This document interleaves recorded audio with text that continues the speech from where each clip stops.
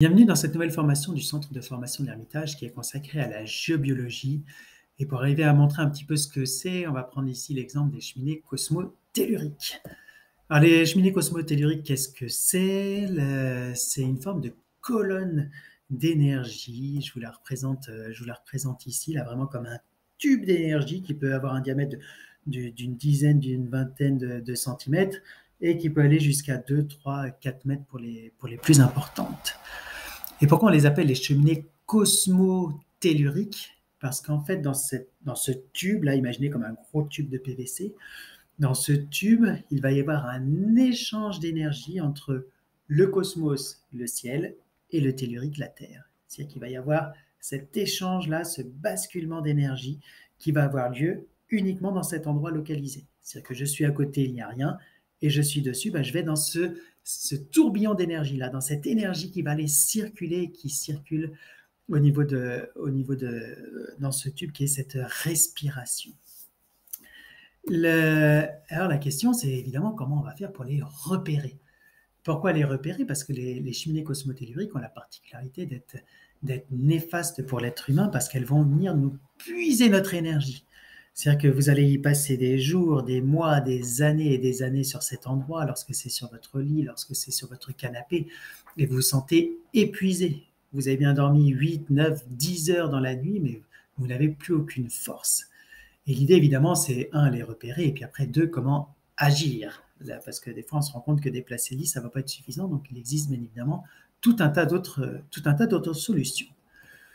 Deux possibilités pour les repérer. Un, le travail du radiesthésiste. Là, on prend sa baguette, son pendule, son antenne de l'échelle, sa baguette à veille, enfin, l'instrument de détection que l'on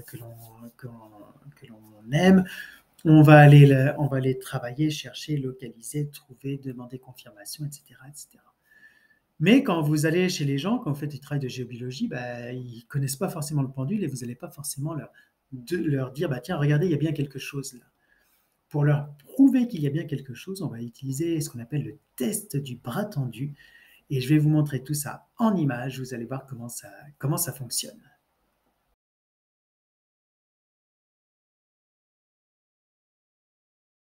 Donc, on a expliqué ce qu'était une cheminée cosmotellurique, là, ce tourbillon là d'énergie qui est là, qui arrive de la Terre et qui va jusqu'au cosmos, au ciel, donc d'où le nom de cheminée cosmotellurique. Et la question est de savoir comment est-ce qu'on peut arriver à savoir qu'il y a quelque chose.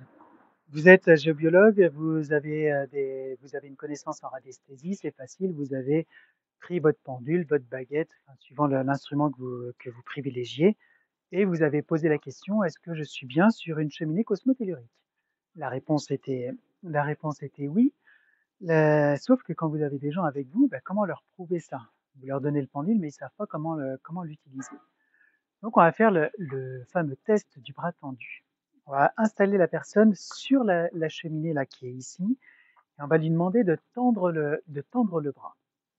Tendre le bras, et moi, qu'est-ce que je vais faire? Je vais appuyer dessus.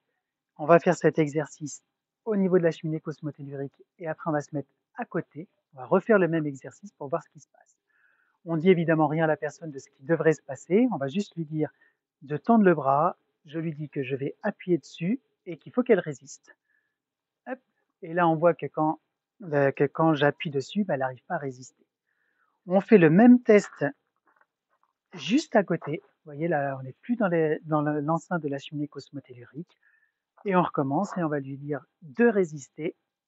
Et là, vous voyez qu'elle résiste. Si on se remet là, on recommence et on revoit qu'au niveau de la cheminée cosmotellurique, quand je passe, elle ne résiste pas, elle s'effondre directement.